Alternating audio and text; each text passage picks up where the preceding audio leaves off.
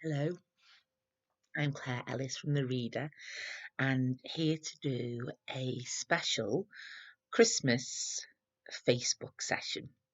Normally known as Facebook Live, but this has been one that we've pre-recorded as we are away during the holiday season, but still wanted to bring you some reading joy and pleasure. I guess by the time you'll be watching this video, Christmas Day would have passed. Um, we might be, I'm sure we'll be sitting there with a range of feelings. And I think this year has been the year that I've fallen in love with Mrs. Gaskell again. And I'm hoping she'll bring some comfort and joy to you all during this session. I do think she's someone who writes with a great deal of truth and sincerity, showing us the sensitive human hearts that we all carry inside us. So this little here we go, Elizabeth Gaskell. This little extract that I'm reading comes from Cranford, and I'm going to be picking up the chapter called Old Letters, which is chapter 5 in this short novel. And all we need to know at this point is we are going to be staying with Miss Matty. Miss Matty is she's the sole person still living in her family home. She lost her father and sister, and her brother went away, and so she's now something in her 50s, living in the family home in the small village of Cranford, and she's got a visitor who is telling the story. And this visitor has just been talking about how we all have our small economies that we like to make. We might not mind splashing out on one thing, but we like to really scrape and save on the next. And for Miss Matty, her small economy is with candles. So what I'll do, everyone, I'll read from Now Miss Matty, and hopefully you can find that bit in the chapter that's been posted here on the site for you. And I'll pause in a little bit so we can take stock of our thoughts, and we'll see what we make of Miss Matty and her home and her candles. Now, Miss Matty Jenkins was chary of candles. We had many devices to use as few as possible. In the winter afternoons, she would sit knitting for 2 or 3 hours. She could do this in the dark or by firelight. And when I asked if I might not ring for the candles to finish stitching my wristbands, she told me to keep blind man's holiday. They were usually brought in with tea. We only burnt one at a time. As we lived in constant preparation for a friend who might come in any evening, who never did, it required some contrivance to keep our 2 candles of the same length, ready to be lighted, and to look as if we burnt 2 always. The candles took it in turns, and whatever we might be talking about or doing, Miss Matty's eyes were habitually fixed upon the candle, ready to jump up and extinguish it, and to light the other before they had become too uneven in length to be restored to equality in the course of the evening. One night, I remember this candle economy particularly annoyed me. I had been very much tired of my compulsory blind man's holiday, especially as Miss Matty had fallen asleep, and I did not like to stir the fire and run the risk of awakening her. So I could not even sit on the rug and scorch myself with sewing by firelight, according to my usual custom. I fancied Miss Matty must be dreaming of her early life, for she spoke one or two words in her uneasy sleep, bearing reference to persons who were dead long before. When Martha brought in the lighted candle and tea, Miss Matty started into wakefulness, with a strange bewildered look around, as if we were not the people she expected to see about her. There was a little sad expression that shadowed her face as she recognised me. Immediately afterwards, she tried to give me her usual smile. All through tea time, her talk ran upon the days of her childhood and youth. Perhaps this reminded her of the desirableness of looking over all the old family letters, and destroying such as ought not to be allowed to fall into the hands of strangers. For she had often spoken of the necessity of this task, but had always shrunk from it with a timid dread of something painful. Tonight, however, she rose up after tea and went for them in the dark. For she piqued herself on the precise neatness of all her chamber arrangements, and used to look uneasily at me when I lighted a bed candle to go to another room for anything. When she returned, there was a faint, pleasant smell of tonkin beans in the room. I'd always noticed this smell about any of the things which had belonged to her mother, and many of the letters were addressed to her, yellow bundles of love letters, 60 or 70 years old. Miss Matty undid the packet with a sigh, but she stifled it directly, as if it were hardly right to regret the flight of time, or of life either. We agreed to look them over separately, each taking a different letter out of the same bundle, and describing its contents to the other before destroying it. I never knew what sad work the reading of old letters was before that evening, though I could hardly tell why. The letters were as happy as letters could be, at least those early letters were. There was in them a vivid and intense sense of the present time, which seemed so strong and full as if it could never pass away, and as if the warm, living hearts that so expressed themselves could never die, and be as nothing to the sunny air. I should have felt less melancholy, I believe, if the letters had been more so.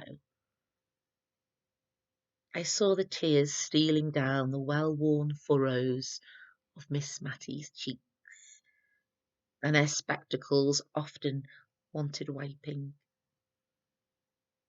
I trusted at last that she would light the other candle, for my own eyes were rather dim, and I wanted more light to see the pale, faded ink. But no,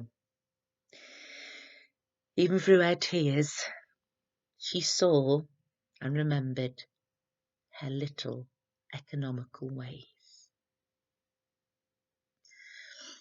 Okay, well, let's have a little pause, shall we?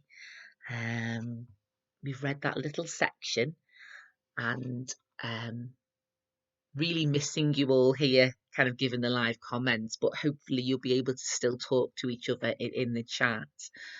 Um, I, I was kind of wondering about how we were all feeling, being in this moment here with Miss Matty, her friend, who's telling the story on this winter, dark winter kind of afternoon, evening it feels, doesn't it?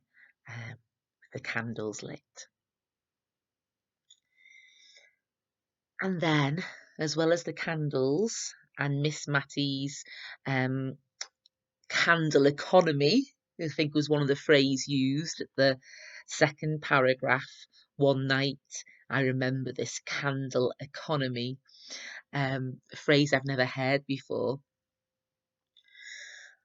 But amidst this candle economy, we have the old letters.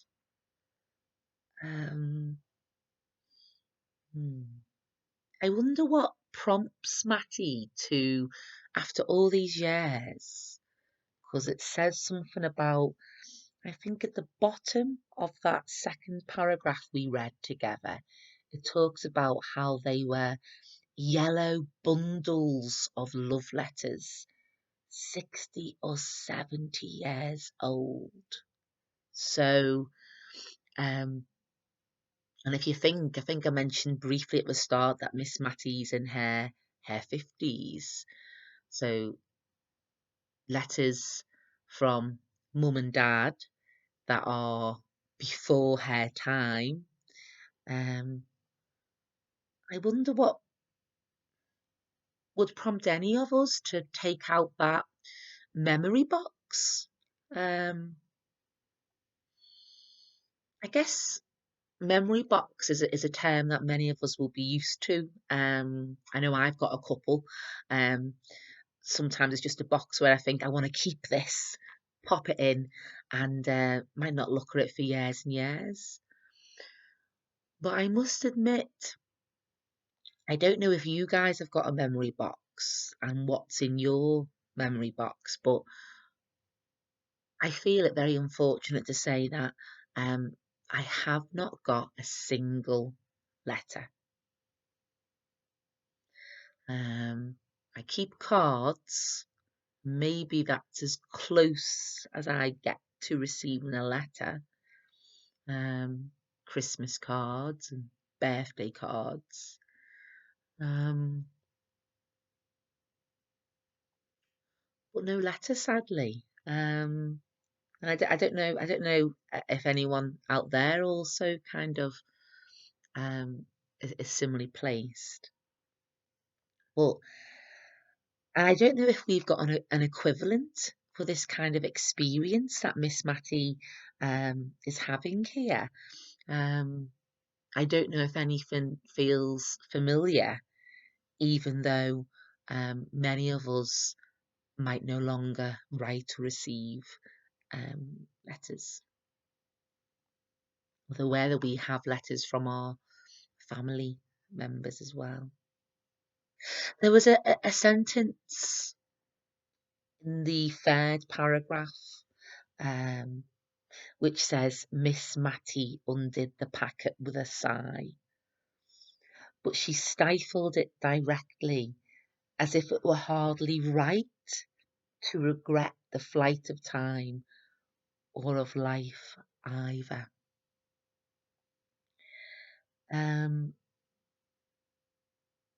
Very unassuming little sentence, I guess, but I don't know if any of you noticed it.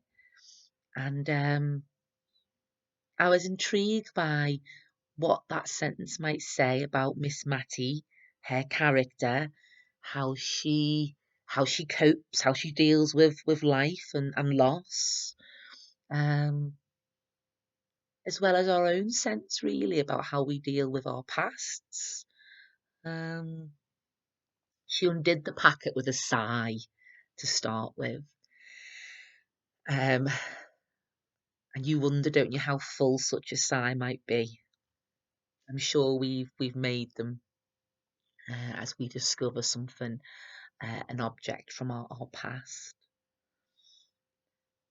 But she stifled it, didn't she, as well? Um, that's the bit that move I was a little bit surprised about there. I don't know if any of you were surprised about it or maybe understood it. So she sighs, but she stifled it directly, as if it were hardly right to regret the flight of time or of life either. As if it were hardly right to regret. It's interesting that word right um, surprises me. Um, as if, I don't know, does Miss Matty feel she's doing something wrong in regretting the flight of time, um, in regretting how lives do move on and how the present will one day become the past. And I don't know whether that says more about Miss Matty and her personality, um, or maybe about our own relationships to time. And there was actually a lot of feeling in that last paragraph. Um, if we were live, I'd be really keen to want to know at this point what bits were standing out to you in that paragraph. And hopefully you might be able to share together on your chat if anything is standing out to you. There was another little sentence that stood out to me in the third one, and I'll just reread it. They begin reading the letters, and they are going to share the task between them, aren't they? Read them and then feed back the contents to the other, and they're planning on destroying them, aren't they, as well? To burn them. And it's this sentence here where it says, I never knew what sad work the reading of old letters was before that evening, though I could hardly tell why.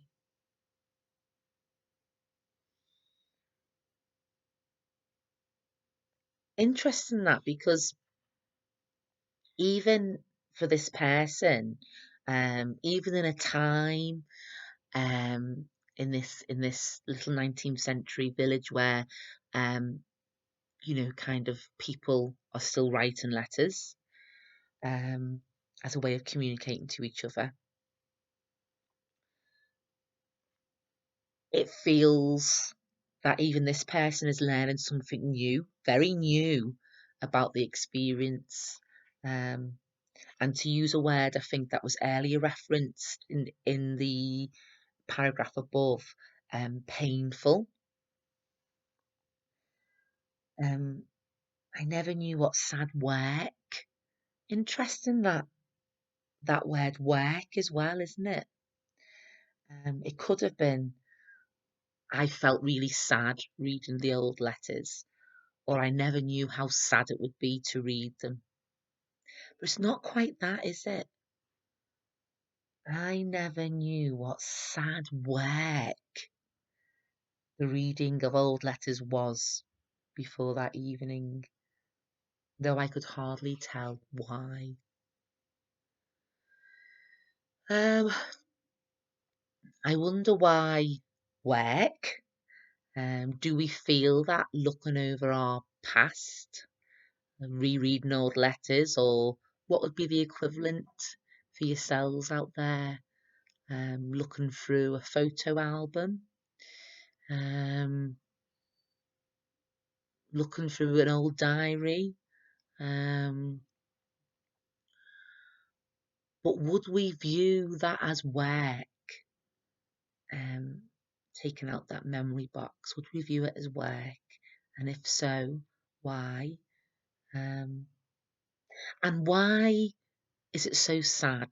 Why is it so sad? She can't quite explain herself, can she? She does have a little go. Let's just look a little bit more before we'll read on a little bit more as well together in a moment. I'll just reread one more little bit of this last paragraph that we paused on. So we're just picking up from that bit. I never knew what sad work the reading of old letters was. And the next sentence begins. The letters were as happy as letters could be. At least those early letters were. There was in them a vivid and intense sense of the present time, which seemed so strong and full as if it could never pass away, and as if the warm, living hearts that so expressed themselves could never die, and be as nothing to the sunny air. I should have felt less melancholy, I believe, if the letters had been more so.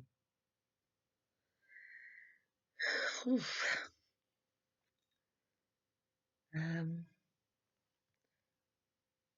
yes. So that puzzlement that she's saying that these letters, what does she say, are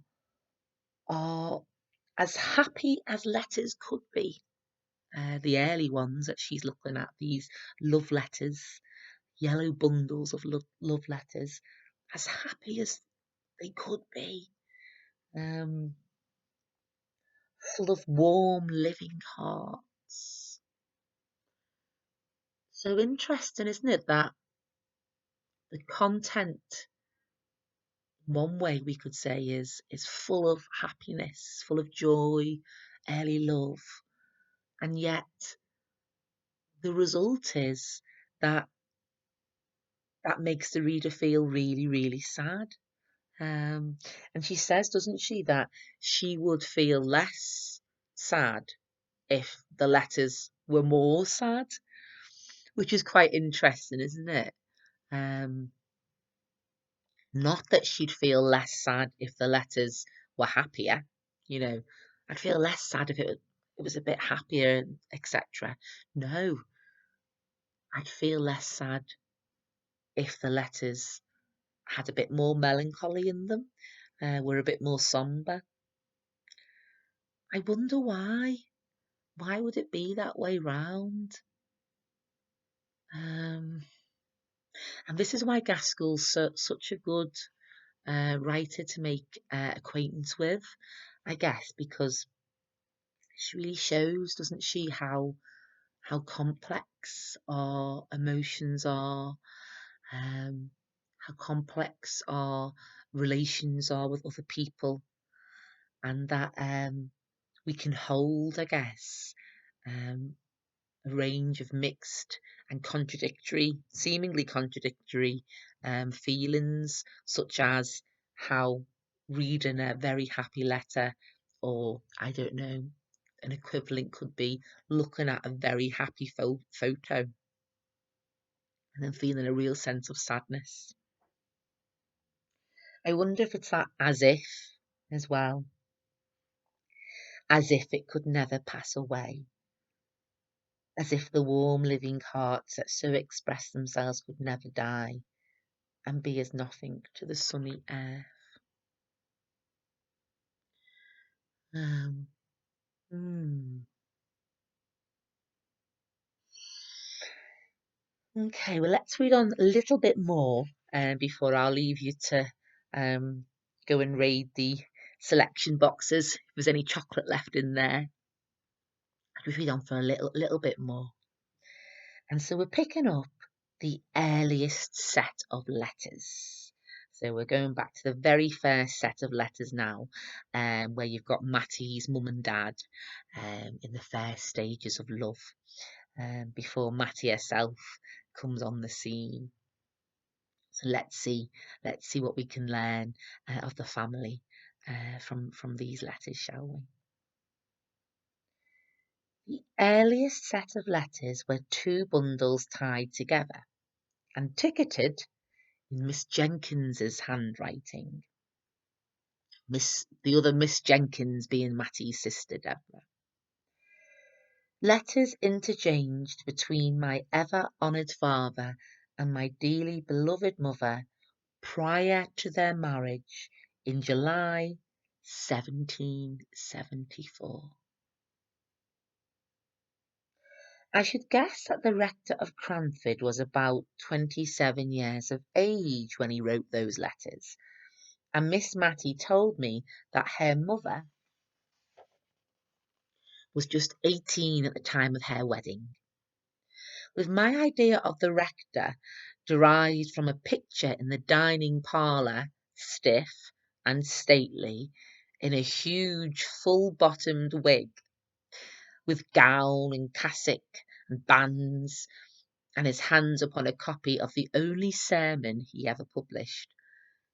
It was strange to read these letters. They were full of eager, passionate ardour. Short, homely sentences, right fresh from the heart. Very different from the grand, Latinized, Johnsonian style of the printed sermon, preached before some judge at Assize time. His letters were a curious contrast to those of his girl bride.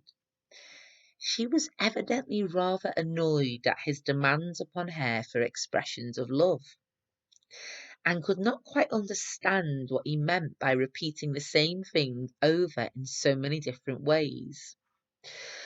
But what she was quite clear about was her longing for a white paduasoy. Never heard that before. No doubt we'll all be Googling it at this moment. A white paduasoy. Most be mispronouncing that as well. Whatever that might be. So even the person at the time doesn't know.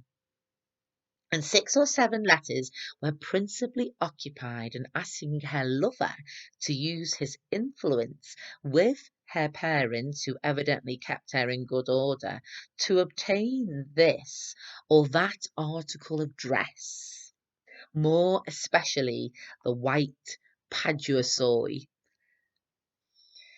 He cared nothing how she was dressed.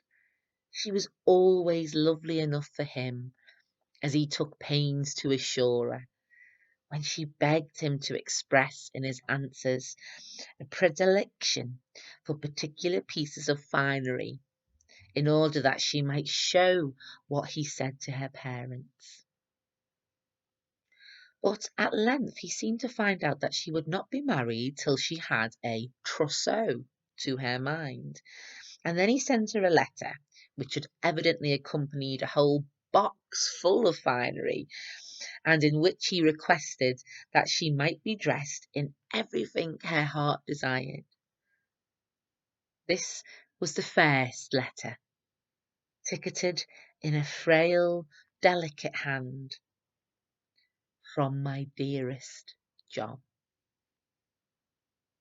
Shortly afterwards, they were married, I suppose, from the intermission in their correspondence. We must burn them, I think, said Matty, looking doubtfully at me. No one will care for them when I'm gone. And one by one, she dropped them into the middle of the fire, watching each blaze up, die out, and rise away in faint, white, ghostly semblance up the chimney, before she gave another to the same fate. The room was light enough now, Well, I, like her, was fascinated into watching the destruction of those letters, into which the honest warmth of a manly heart had been poured forth. Mm. Well, the letters are going to continue. There's more letters to come, different letters to follow. But I wonder how it felt as we were allowed into this intimate, private scene, weren't we, of the two women going over these letters from the past.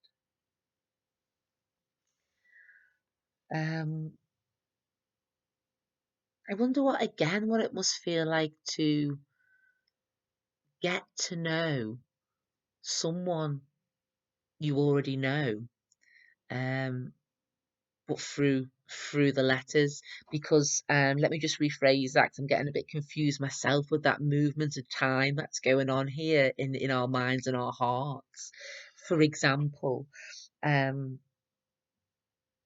at the start of that first paragraph, where we picked up again the earliest set of letters were two bundles tied together. Um, the friend reflects, doesn't she, with my idea of the rector. So that'll be the dad of Matty, and at this time the young man, 27 years of age, in love with mum, who's 18. With my idea of the rector derived from a picture in the dining parlour, stiff and stately, in a huge full-bottomed wig, with gown, cassock, and hands, and his hand upon a copy of the only sermon he ever published. It was strange to read these letters. Strange. Um, I use that word a lot myself, actually. And again, maybe as a stand-in for kind of complicated feelings that we might be experiencing. Strange. Why so strange? I wonder. Um, I guess the friend here wouldn't have known that younger version of the rector, um, nor would the daughter herself. So I guess it's that sense of you get a glimpse into, say, the past of, say, a parent, or someone you think you know very well in a particular way, in a set way. This guy with the full-bottomed wig as a rather severe kind of local rector and vicar and so on. And you've got that fixed sense of them, that you know them. And then this other window is opened up to a whole other part of themselves, past selves, earlier selves. I wonder if any of that earlier self survives as well in us, even if it might not be visible to others. Because I guess that's also the thing here, isn't it? You're used to seeing a person, but you can only read so much about them outwardly, and how much they might reveal of themselves, um, from what's within coming out. And yet the letters are something of another thing, aren't they? An outpouring, full of eager, passionate ardour. Um, Short, homely sentences, right fresh from the heart. I wonder if any of us would like to, if it were possible, encounter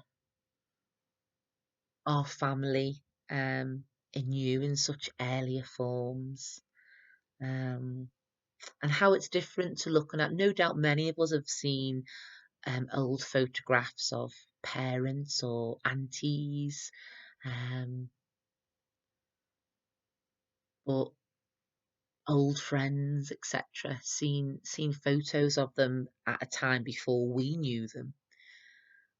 But the letters, this feels a different way of knowing, and knowing again a person.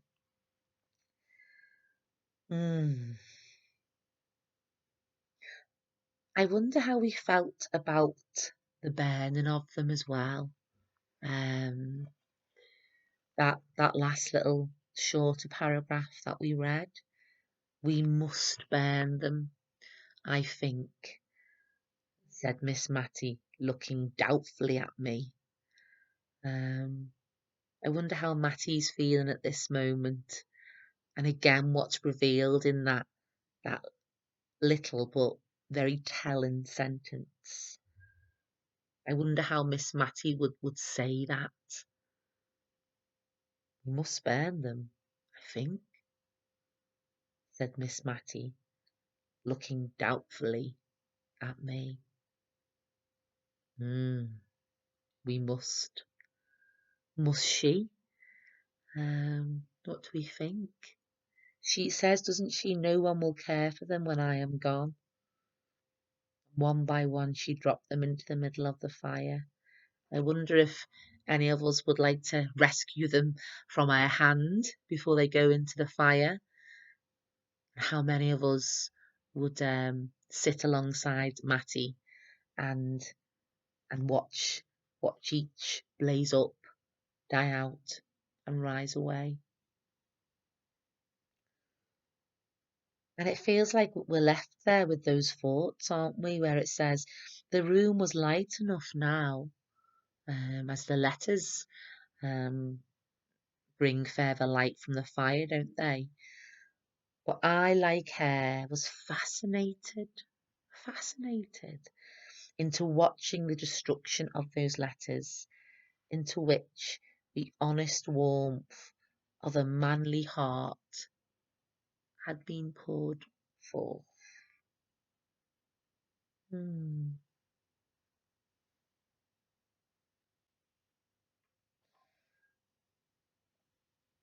Okay, well, we'll read on just a little bit more for those who want a little bit more of Gaskell and Miss Matty in these letters. Just a little bit more before we pause. Let's have a look at another letter, because there's been a bit of a space between the letter writing, so the assumption is that they've got married. Different types of communication kicking in, I guess. Do you still write letters? Why would you write a letter to someone you were married to? Well, let's have a little look.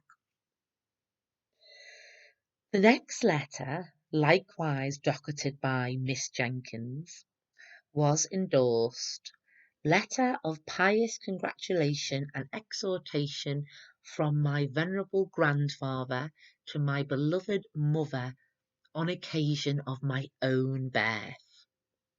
Also some practical remarks on the desirability of keeping warm the extremities of infants from my excellent grandmother." That's Matty's sister there, making a log, I guess, an entry of this family history. The first part was indeed a severe and forcible picture of the responsibilities of mothers, and a warning against the evils that were in the world, and lying in ghastly wait for the little baby of 2 days old. His wife did not write, said the old gentleman, because he had forbidden it, she being indisposed with a sprained ankle, which, he said, quite incapacitated her from holding a pen. However, at the foot of the page was a small T.O., and on turning it over, sure enough, there was a letter to "my dearest Molly," begging her, when she left her room, whatever she did, to go upstairs before going down, and telling her to wrap her baby's feet up in flannel and keep it warm, although it was summer, for babies were so tender.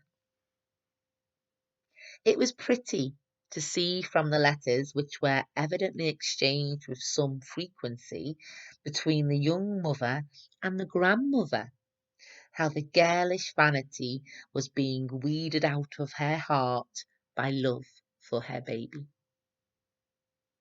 The white paduasoy figured again in the letters with almost as much vigour as before. In one, it was being made into a christening cloak for the baby. It decked it when it went with its parents to spend a day or two at Arley Hall. It added to its charms when it was the prettiest little baby that was ever seen. Dear mother, I wish you could see her. Without any partiality, I do think she will grow up a regular beauty. I thought of Miss Jenkins, grey, withered, and wrinkled, and I wondered if her mother had known her in the courts of heaven. And then I knew that she had, and that they stood there in angelic guise.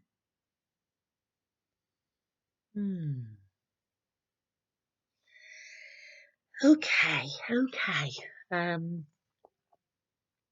Well, I wonder if we've got some different feelings coming in here now, as we have different letters now being exchanged between the grandparents have come in, haven't they? And we learn there's been the birth of their first child, Matty's eldest sister. I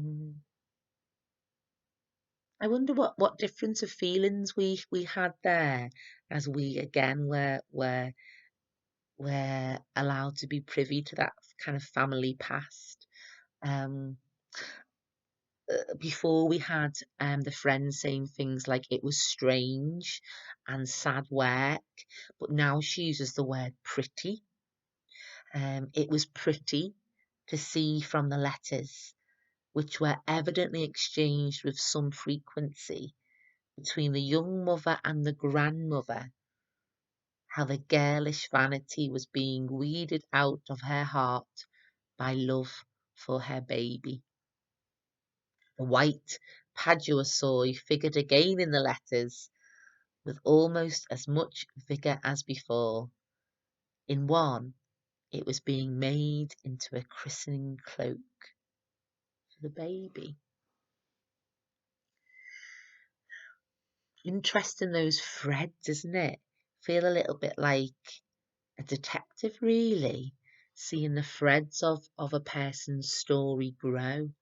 Because the paduasoy, again, no idea what that means. I'm assuming an article of dress or clothing or something, was mentioned in the love letters, where Matty's mum seemed quite keen to have various items of clothing, didn't she, before she got married.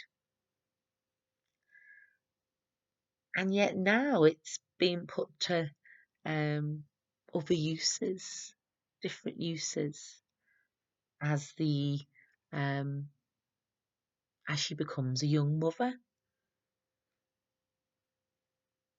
Funny that tracing, isn't it? I don't know if and again I don't know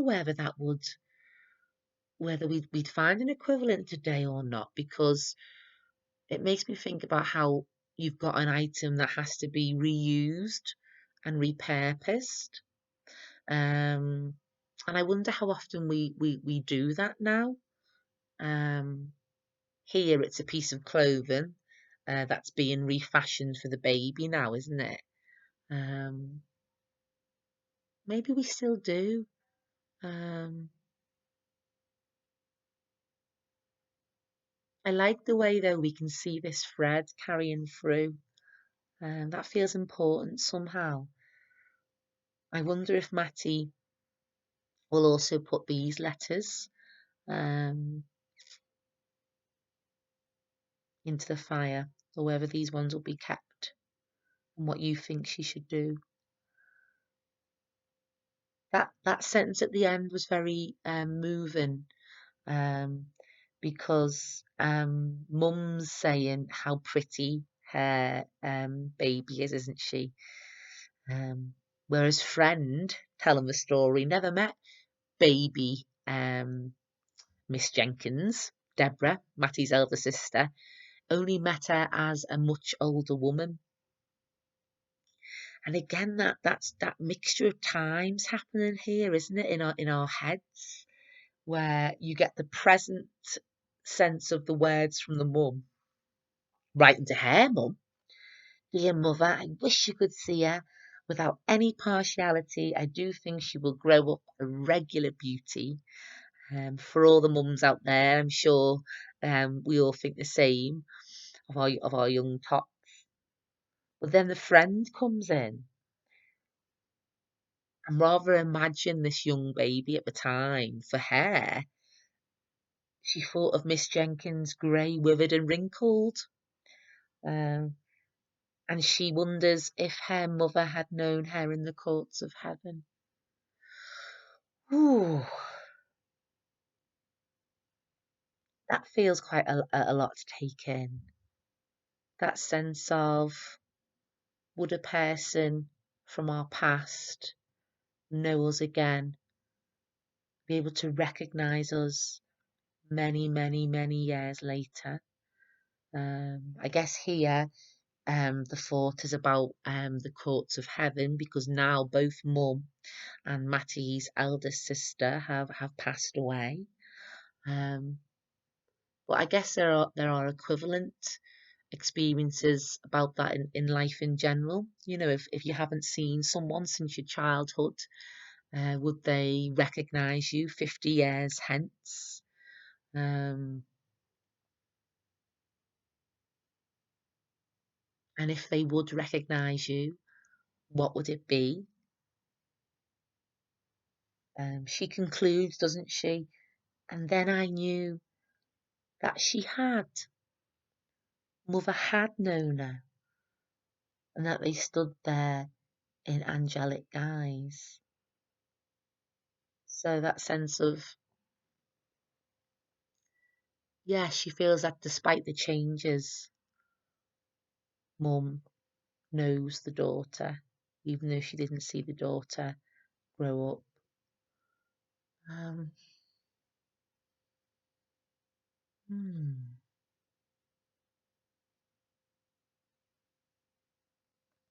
I'd like to hope that. I don't know about yourselves, but I'd like to hope that there's, despite all the passage of time and all the changes that might happen, as we see in these letters, that there's a thread by which we can still recognise each other, a call that remains at the heart of ourselves. And I don't know why that feels important to me, and I don't know what yourselves think about that idea. Um, well, so much to think about, and I would really recommend reading I'd recommend reading Cranford, but I'd also recommend reading the old letters, because a lot of Cranford you can read the chapters independently, really, because they're quite episodic, and yes, there are more letters to come. More to be learnt about the family through the letters, and more to see of how Matty um, adjusts and makes sense of herself in light of this new information coming forward from the past. Well, thank you all so much for joining me today for this special Christmas Facebook reading. And we're really looking forward to being back with you live in January, and doing some more shared reading together over Facebook. And for now, I'd just like to wish you all, on behalf of the reader, all the very best. And we hope that 2021 is a year that treats you and all you love very well. Bye for now, everyone, and I'll see you in 2021.